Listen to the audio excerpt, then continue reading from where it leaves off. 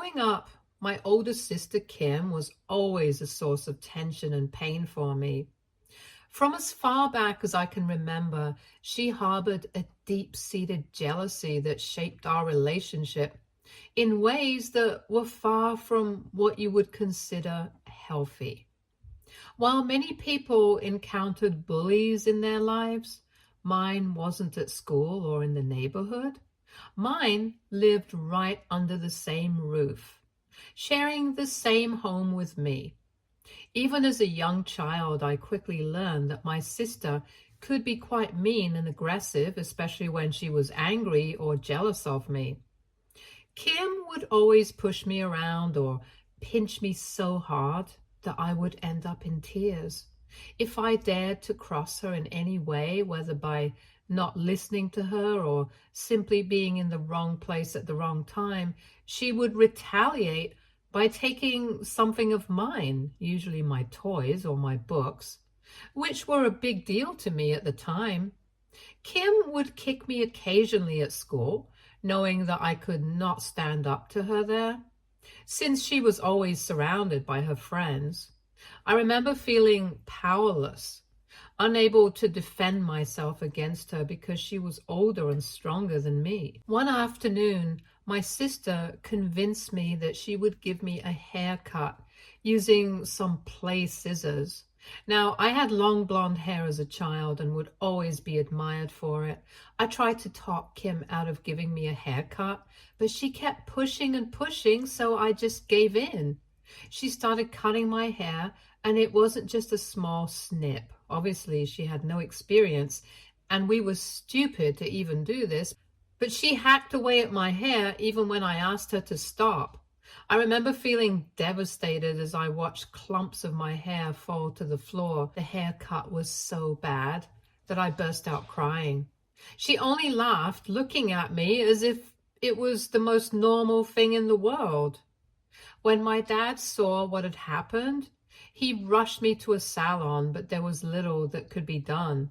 The only solution was to cut it all short, much shorter than I ever wanted. It was a heartbreaking experience for me.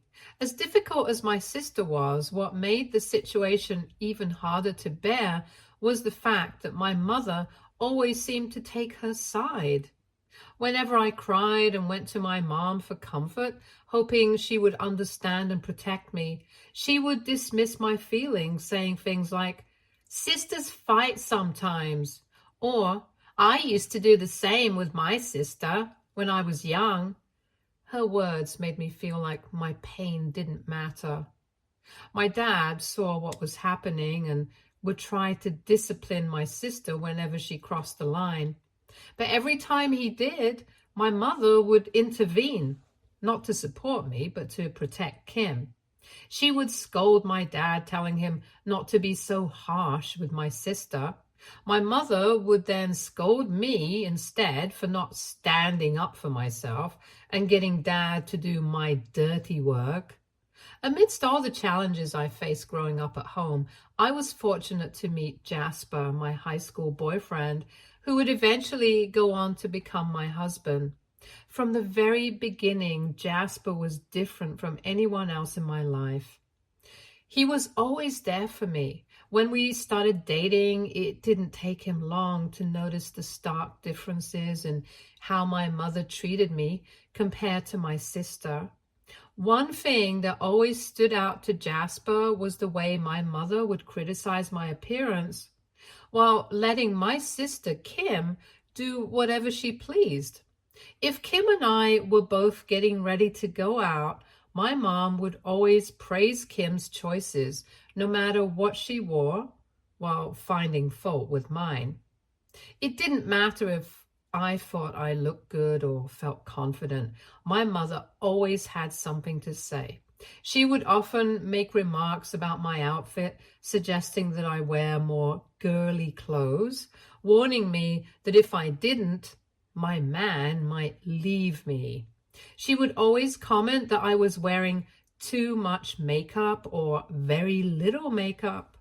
My mom had made these comments once or twice in front of Jasper when he had come over for dinner at my house. I could see how much it bothered him, but he would try to keep his mouth shut.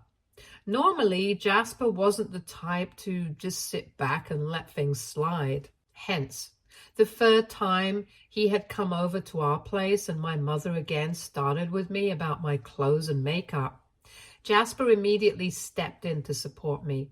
He calmly but firmly told my mother that he liked the way I dressed and that he saw no issues with it. His defense of me caught my mother off guard. She laughed awkwardly, trying to brush off her comments as if they were just jokes, but we all knew better. As much as things were difficult between me and my sister, we had somehow managed to keep our relationship on relatively stable ground, despite the weekly fights and underlying tension. But everything took a turn for the worse the day she brought her boyfriend Derek home for the first time. The moment Derek laid eyes on me, he blurted out, "Wow, Kim, I had no idea your younger sister is so hot." The words hung in the air, awkward and inappropriate. Kim immediately glared at Derek, and then, as if I was somehow to blame for this crude remark, she turned and shot daggers at me with her eyes. I smiled awkwardly, even though I found his comment to be in extremely poor taste. As the afternoon went on, I tried to stay out of Derek's way, focusing on helping my mom in the kitchen or finding excuses to busy myself elsewhere. But by the evening, when we all settled in to watch a movie together as a family, it became impossible to completely avoid him. We were all in the same room, and that's when I started noticing something even more unsettling. I could feel Derek's eyes on me, staring at me a little too long from across the room. It wasn't just a casual glance. Every time our eyes met, he would flash a slight, creepy smile before turning his attention back to the TV, as if he was doing this intentionally. As a woman, you develop a sense for these things, an intuition that tells you when a man is looking at you in a way that feels wrong. Derek's gaze made my skin crawl. It was persistent, and it made me incredibly uncomfortable. I found myself shrinking into my seat, trying to make myself as small as possible, hoping he would stop. I avoided his gaze as much as I could and tried to focus on the movie, but it was hard to concentrate with the knowledge that he was watching me like that. After the movie ended, Kim made an announcement that caught me off guard. Derek would be staying over in her room because it was too late for him to drive back home. Despite feeling uneasy about Derek's earlier behavior, I tried to push my concerns aside. After all, I had no choice in the matter anyway. Later that night, I woke up with a craving for a midnight snack and remembered that I had a half-eaten chocolate bar stashed away in the fridge. I quietly made my way downstairs, hoping to grab it and head back to bed without making any noise. But as I entered the kitchen, I was startled to see Derek standing there, shirtless, rummaging through our kitchen drawers. My first instinct was to turn and run back to my room, but then I reminded myself that this was my house. He was the guest, not me. Trying to stay calm, I ignored him and walked straight to the fridge, retrieving my chocolate. Derek turned and looked at me, seemingly surprised that I was there, but I continued to ignore him, keeping my focus on the chocolate bar as I prepared to head back upstairs. As I started to leave the kitchen, he suddenly called out, asking if I wanted an omelet. His tone was casual, as if it was perfectly normal to be making small talk with his girlfriend's younger sister in the middle of the night while standing shirtless. I firmly yelled back, "No," and quickly walked towards the staircase, my heart pounding. But before I could reach the top, I heard him running after me. In an instant, he grabbed me by the back of my shirt, pulled me back slightly. My heart raced as alarm bells went off in my head. He asked me if he had done something to piss me off, as if he couldn't understand why I was avoiding him and running away. Panic surged through me. and I yelled at him to stop chasing me and to leave me alone. I yanked myself free and bolted up the stairs, slamming my bedroom door behind me, my heart racing with a mix of fear and anger. The next morning, I knew I had to tell my parents what had happened. I sat down with them and recounted the incident, emphasizing how uncomfortable Derek had made me feel throughout the day and how he was walking around our home shirtless. My dad listened carefully and immediately assured me that Derek would not be allowed to stay over again. His response was firm and protective, and I felt a small sense of relief knowing that he believed me and was taking action to keep me safe. But when Kim found out, she exploded with anger, and she accused me of being jealous of her relationship with Derek, yelling at me in front of our parents that I was probably making everything up just to ruin things between them. Her words cut deep, and I tried to explain to her how uncomfortable Derek had made me feel, how his behavior in the kitchen had scared me, how he had run after me to confront me, but she didn't care. She was too blinded by her attachment to him to see what was really happening. Even my mother felt like I was overreacting about Derek and that he seemed like a nice boy. Fortunately, my dad was on my side, so Kim was banned from ever bringing him home ever again. This whole situation made things even worse between me and my sister. I couldn't understand how my own sister could choose to believe her boyfriend over me, especially when I had nothing to gain by making up such a story. It was as if, in her eyes, I was the enemy, someone trying to sabotage her happiness. After the whole ordeal with Derek, my sister made it her mission to keep her personal life as far away from me as possible. Whenever she was dating someone new and planned to bring him home for lunch or dinner, she would ask me to stay over at my best friend's place for the night or find some other excuse to be out of the house so her boyfriends would not have to meet me. While I didn't mind getting out of the way most of the time, it was definitely inconvenient, especially when I had other plans or just wanted to relax at home. Fortunately, after I moved out to attend college, I didn't have to deal with this strange, uncomfortable arrangement anymore. I was admitted to one of the best universities in the country on a scholarship, and my parents were incredibly proud of me. I remember the day they visited my campus for the first time. They were absolutely blown away. My mother, who was never one to freely give compliments, actually praised me for my hard work, though her words were begrudging and felt somewhat forced. They meant a lot to me because they were so rare. My father, of course, was beaming with pride. He had always been supportive of my academic pursuits, and seeing me get into such a prestigious institution was a validation of the faith he had always placed in me over the years. But while my parents celebrated my achievement, my sister never congratulated me on getting into college. It was clear to me that my success didn't sit well with her.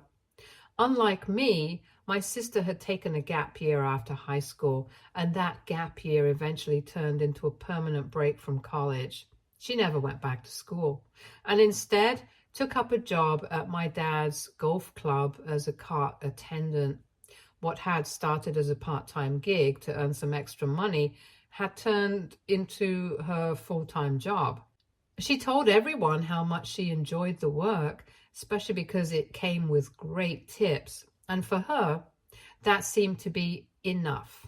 While I was focused on my studies and planning for a future that I hoped would be fulfilling and meaningful, she seemed content with where she was, even if it meant staying in a job that didn't offer much in the way of long-term prospects. Over the years, the more I excelled in my studies and moved forward with my life, the more it seemed to bother my sister. Rather than being happy for me, my success seemed to fuel my sister's resentment even more. Every time I came home during my college breaks, it was as if she made it her mission to bring me down a notch. She would find subtle ways to show her displeasure, often wrapped in backhanded comments that left me feeling uneasy. For instance, she would point out how thin my hair was getting, which was true to some extent because of the stress I was under. But instead of showing concern, she'd suggest that I was probably failing in college and that I should stop trying to be someone I'm not, implying that I was pushing myself too hard and needed to learn to take it easy. Whenever I achieved something academically and my parents expressed their pride, she would immediately dismiss it, claiming that the courses I was taking must have been easy. It was her way of minimizing my accomplishments.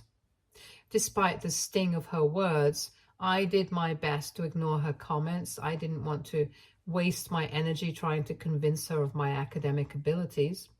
After I graduated from college, Jasper and I took the next step in our relationship and moved in together while continuing to work at our respective jobs. Living with Jasper was a revelation for me. It was the first time I felt completely at ease in my own home. There was no tension, no walking on eggshells, just the comfort of being with someone who loved and accepted me for who I was. Eventually, Jasper and I got married, and we now live in a much bigger place. Over the years, it's just been the two of us, and we're completely content with our lives. We don't have children, but that's something we've both agreed on and are happy with. Instead, we've focused on building our lives together, saving money, traveling to multiple countries, and indulging in the expensive hobbies we both enjoy. In stark contrast, my sister Kim continues to live with our parents even today. At one point, she did move out with a boyfriend, but that relationship ended in tragedy when he physically abused her and kicked her out. With no savings and nowhere else to go, she had to move back home again. It was a heartbreaking situation. I did feel bad for her. However, my sister never learned from her mistake and has continued to date trashy guys even after that. This is why, over the years, my mother has grown increasingly frustrated with my sister's behavior. Their relationship, which used to be so close and easygoing, has become strained and rocky. Since I lived in another city, I seldom went back home, so Kim and I had drifted even more apart over time, to the point where we barely exchanged any calls or texts. One night I was jolted awake by a phone call from my mother. It was the middle of the night, and her voice trembled as she informed me that my sister had been in a serious car accident. The shock of the news hit me like a wave. I stayed up for hours, anxiously waiting for updates from my parents.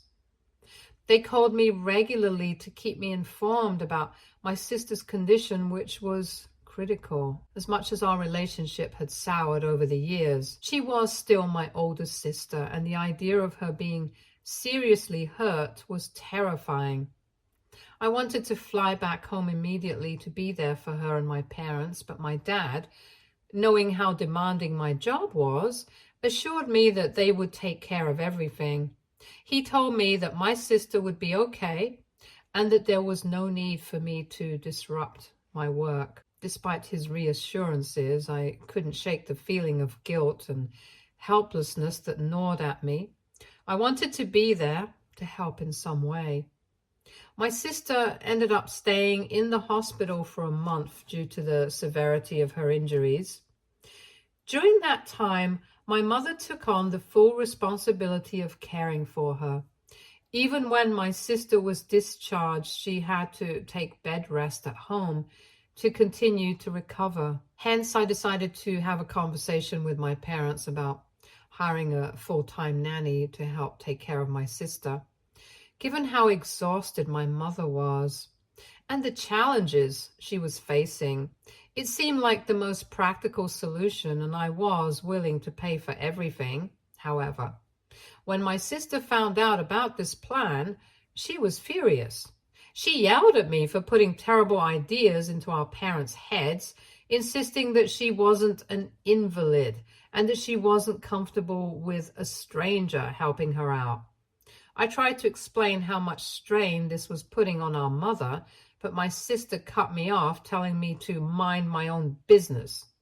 In the end, my parents didn't force her to agree to the nanny, likely because they felt bad for her and wanted to avoid any further conflict. Then, just 2 weeks ago, I received a call from my mother. She was in tears, her voice trembling with exhaustion and desperation. She begged me to come back home, explaining that she felt utterly drained from taking care of my sister and couldn't handle it alone anymore. She pleaded with me to take a break from my job or even leave it if necessary, and come and stay with her for at least 2 months. It was clear that she was at her breaking point, and I felt extremely guilty about it. I told her that I would think about it and discuss the situation with Jasper. He was completely against the idea, knowing all too well how my sister had mistreated me over the years. He was concerned about the toll it would take on me, both emotionally and mentally. But despite his reservations, I couldn't shake the feeling that I had a moral obligation to help my mother, who was clearly in need. I explained to Jasper how much this meant to me, and eventually he understood my position. He recognized that my mother was in a difficult situation and that I felt a duty to support her. Hence, I approached my boss to discuss taking some time off. Thankfully, my boss was understanding and granted me a 1-month leave. Additionally, I was allowed to work from home for the following month as long as I completed all my assignments. This was the best outcome I could have hoped for, a compromise that allowed me to be there for my family while still maintaining my job. Feeling relieved and somewhat optimistic about the situation, I booked my tickets in the hopes of surprising my mother and preparing to fly back home. Although I knew this wouldn't be an easy time, I was determined to do what I could to help my mother and make the best of the circumstances. When I finally arrived home, my sister Kim was the one who opened the door. I was taken aback to see her, as she looked weary, leaning heavily on crutches to support her. She was stunned to see me as well. I greeted her with a smile and moved in to hug her, but she appeared indifferent. She asked me sharply what on earth I was doing there. I explained that I was there to surprise Mom and to help out however I could. Hearing this, Kim's face twisted in anger. She told me that I had no right to just show up unannounced and that she didn't appreciate my presence. She even had the audacity to suggest that I wait outside until Mom come back home. As she railed at me, I tried to stay calm, but it wasn't easy. I reminded her that this wasn't her decision to make, and it was actually Mom who had asked me to come home to help her out since she was exhausted. I pushed past her into the house with my luggage, telling her that she could ask Mom if she didn't believe me. Kim turned and with a loud slam retreated into her room, leaving me standing in the hallway, feeling both frustrated and disheartened. Later, when Mom returned from the store, she was genuinely happy to see me. She rushed to give me a warm hug, the kind of hug that made all the stress of the journey and the tension with Kim seem momentarily worth it. We made small talk and started unpacking the groceries together. But then Kim emerged from her room, still seething, and confronted Mom, demanding to know if it was true that she had invited me back to help take care of her. When Mom confirmed it, a heated argument erupted between both of them. Kim accused Mom of betraying her and of embarrassing her by inviting me to help her out, especially when she knew how much she disliked me. Mom, trying to stay calm, asked Kim what the real issue was and why my presence was such a big deal, and that she should get over our past. And that's when Kim broke down, tears streaming down her face. She cried out, saying that all her life she was always looked down on because of my accomplishments, and she didn't want me anywhere near her at such a vulnerable time. She confessed that she was still reeling from the accident, still struggling with her recovery, and having me there every moment only amplified her insecurities and frustrations over her own life. Kim went on to say that if we truly cared about her well-being, I would leave and stay in a hotel instead of in the house with them. It was heartbreaking to realize that despite everything, despite all the years that had passed, the old wounds between us had never really healed.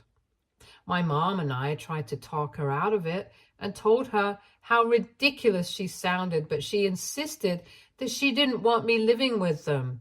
In the end, I reluctantly agreed to Kim's demand and left to stay at a nearby hotel. My dad was absolutely furious with Kim for treating me this way, but I reassured him that I would be fine. I knew how much Kim was struggling, and I wanted her to feel comfortable while she recovered, even if it meant I had to sacrifice my own comfort. I convinced myself that maybe, just maybe, by doing this for her, she would try to mend our broken relationship. Over the next few days, I came over and spent a few hours at my parents' house helping out my mom wherever I could. Kim avoided me as much as she could and refused to talk to me. Every morning before coming over, I would text her if she wanted me to buy her breakfast, hoping that this was a way to reconnect. But unfortunately, Kim saw this as an opportunity to take advantage of me. She began treating me like an on-call maid, constantly ordering me to bring her food or fetch things for her, just because she knew that she didn't have to pay for anything. At first, I tried not to complain, but gradually, Kim's demands grew more unreasonable and her attitude became more hostile. She would bark orders at me and snap if I didn't get something exactly right. It felt like I couldn't do anything to please her, no matter how hard I tried. The breaking point came when I brought her a coffee from her favorite coffee place, and she exploded in anger because it didn't have any foam. Without warning, she hurled the cold coffee at me and yelled at me for being worthless. I was so pissed at her behavior that I finally snapped. I told her she was acting like a child and that I was done being her servant. I told her that she should be grateful that I was even there to help out, since Mom was clearly getting sick of her. I was so angry that I spit out that maybe she deserved the pain she was going through, that it was karma for how she had treated others, including me, all these years. As soon as the words left my mouth, I knew I had crossed a line, but I was just too angry to care at that moment. I stormed out of her room, leaving her in stunned silence. I knew my words were harsh and they weren't truly how I felt, but the damage was done. Since that confrontation, Kim has been calling our cousins and other relatives, painting me as the villain in this situation. She's been telling everyone how I'm a spoiled brat, how I lashed out at her when she was at her most vulnerable, and how this is exactly why she didn't want me around in the first place. Now I'm torn. On one hand, I feel terrible for what I said. I know it wasn't right, and I hate that I let my anger get the best of me. On the other hand, I'm exhausted from constantly being treated like a bad guy, especially when all I wanted to do was help. AITA, Update 1. I would like to clarify that I have reached out and apologized to my sister already for what I said to her. My parents understand that I said this only out of frustration. Also, a lot of people have pointed out that my sister might be suffering from depression, and I think this might be true based on her behavior. I plan on telling my parents to convince my sister to see a therapist about her issues. Update 2. I spoke with my husband about the situation, and he strongly urged me to return home immediately, expressing his frustration over how my sister has been treating me. I have informed my parents that I've had enough, and I will be going back home. If they decide to hire a full-time nanny to help with my sister, I'll be more than willing to cover the cost, as I feel guilty about my mom handling everything on her own. However, I'm firm in my decision to not spend another moment dealing with Kim. Kim has also refused to seek therapy and continues to blame me for her behavior. Update 3. It's been a few days since I have come back home to Jasper. I'm fully enjoying my remaining days of leave, dedicating my time to reading and relaxing by the pool. I intend to return to work next month, but for now, I'm focusing on taking care of myself. Before I left my hometown, I did confront my sister one last time and told her how her behavior has been hurtful to me throughout our lives and how she has continued to act like a bully. I pointed out that despite being an adult, she still depended on our parents like a child, and she should definitely take a long, hard look at her life and think about improving it, since our parents were getting too old to take care of her. Her face flushed with embarrassment, and she yelled back that she knew what she was doing and I had no right to lecture her about her life. She then asked me to get out of her room, as she always does. I agree with many of the comments, and I can't help but feel that my parents share some of the blame. They've always coddled my sister and never pushed her to be more independent or responsible. Now it seems like they're stuck with her forever. Stay tuned for more stories from our girl relationships.